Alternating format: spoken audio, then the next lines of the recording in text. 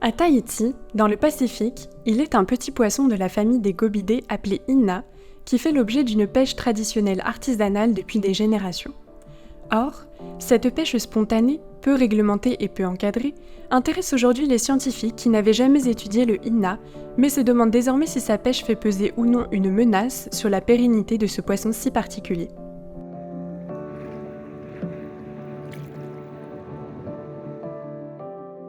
C'est des poissons qui sont assez fascinants parce que c'est le groupe le plus important qui a colonisé tous les systèmes insulaires dans toute la région Indo-Pacifique. Ils ont des couleurs qui sont assez fabuleuses, qui sont très chatoyantes. Les mâles sont toujours très colorés. Ils ont développé des particularités biologiques qui sont assez incroyables. Ce sont des poissons qui ont un cycle de vie que moi personnellement je trouve fascinant. Ce sont des poissons migrateurs, donc ils vont passer une partie de leur vie en rivière et une partie de leur vie en mer. Donc les adultes vivent en rivière, ils se reproduisent en rivière. Et à l'éclosion, les larves, elles sont entraînées vers la mer. Et là, elles vont passer plusieurs mois en mer, mais on ne sait pas très bien où. Et à certains moments de l'année, ces larves reviennent en rivière et c'est à ce moment-là qu'elles sont pêchées par les communautés de pêcheurs. Donc là, généralement, ils pêchent, on va dire, à peu près du banc de sable sur ce cours d'eau. Et c'est vraiment, on va dire, la rencontre entre l'eau de mer et l'eau douce. C'est à cet endroit-là qu'ils vont vraiment se concentrer pour pouvoir localiser le poisson et le pêcher quand il est présent, quoi.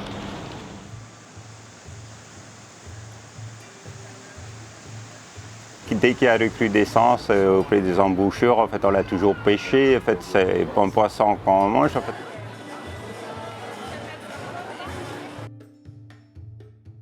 C'est pour ça, ce poisson Inna, il a une qualité spéciale entre tous les poissons. Quand ils arrivent là, le premier truc qu'ils vont, c'est la rivière. Ils ne vont pas se balader comme ça pendant 3 jours. Quand ils arrivent là, c'est direct dans la rivière. Là. Mais pour l'avoir, c'est pas facile. Il faut vraiment étudier par année pour pêcher le Inna. Si tu ne sais pas, personne ne peut avoir la quantité. C'est carrément une pêche de technique, c'est étudié tant d'années. Hein. C'est une pêche pratiquée uniquement soit avec des épuisettes qui sont tenues à la main, ou alors c'est un filet qui est manœuvré par 4 à 5 personnes. Ils ont une vision qui est très pointue. Quand on a le Inna, ça gagne bien. Hein. Voilà. C'est pour ça que j'ai dit c'est le poisson le plus cher, c'est le plus luxe. Ça leur apporte un petit revenu complémentaire. C'est souvent aussi pour faire un peu la fête avec les amis, avec la famille. La particularité de cette pêche, c'est qu'elle intervient à un moment très précis du cycle biologique de l'espèce. Puisque ces post-larves qui arrivent sont les futurs adultes qui vont rentrer dans la rivière et qui vont pondre et donner les nouvelles générations, évidemment, plus on prélève dans l'estuaire, moins il y aura de reproducteurs dans la rivière, donc potentiellement il y aura moins d'individus pour les pêches suivantes.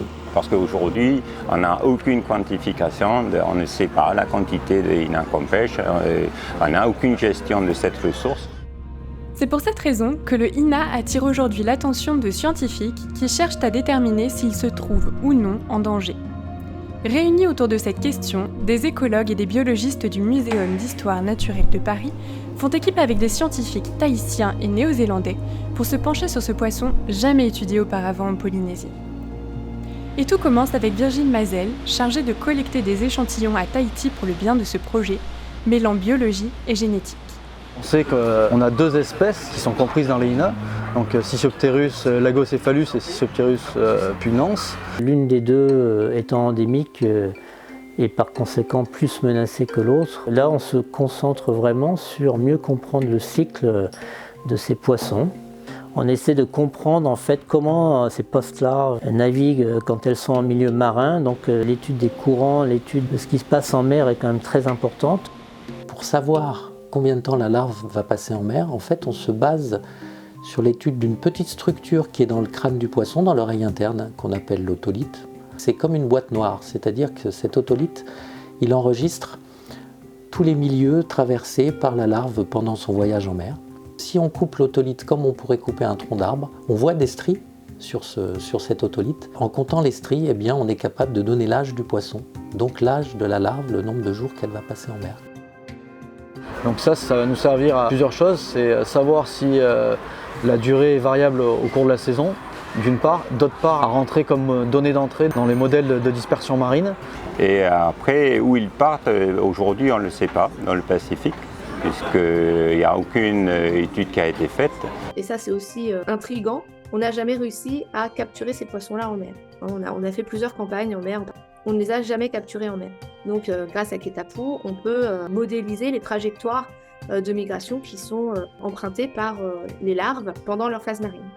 Et surtout, voir les zones où vont se retrouver le plus loin et s'il y a aussi des connexions avec les autres îles du Pacifique. Et est-ce qu'une larve qui serait pondue dans une rivière de Tahiti pourrait aller coloniser Bora Bora ou une autre Raiatea ou une autre île distante? C'est la génétique associée au modèle de dispersion marine qui va nous permettre de répondre à cette question et qui est relativement important en termes de gestion. Puisque s'il y a une surpêche à Tahiti, mais qu'on a un apport permanent de l'extérieur, des îles Salomon, d'autres îles de la région, on peut se dire que si on veut arriver à gérer l'espèce et qu'on prend quelques mesures, même succinctes, dans toutes les régions du monde, l'espèce, elle n'a aucun problème. Mais si elle est surexploitée partout, et si les spécimens qu'on capture à Tahiti ne sont nés qu'à Tahiti, à ce moment-là, si la surpêche est importante à Tahiti, au bout d'un moment, il n'y a plus aucun spécimen qui rentrera dans les rivières de Tahiti. Si la population, par exemple, de Tahiti, elle communique avec personne d'autre, c'est-à-dire que son stock doit être vraiment préservé parce qu'il n'y aura pas possibilité, si jamais il y a un souci à Tahiti, que la population de Tahiti soit réalimentée par des populations voisines.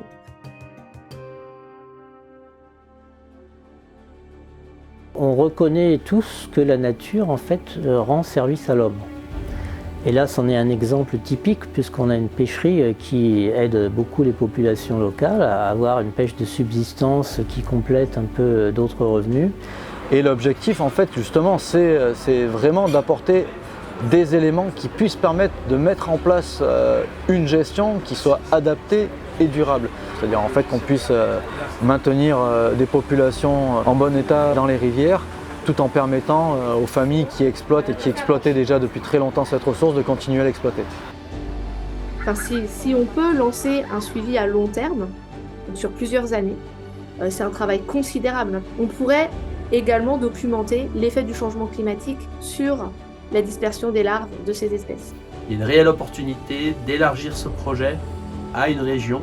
Nous, ce qu'on souhaite, c'est poursuivre ce travail, d'accompagner nos partenaires pour préserver la ressource et protéger les générations futures. Les premiers résultats génétiques du projet indiquent que le stock présent à Tahiti ne bénéficie pas d'apport extérieur, ce qui rend d'autant plus crucial le besoin de mise en place d'une gestion des INA propre à Tahiti pour ne pas mettre en danger ce trésor polynésien. Une gestion qui devra se faire en concertation avec les pêcheurs eux-mêmes, car ils sont les meilleurs garants de la durabilité de cette pêche ancestrale.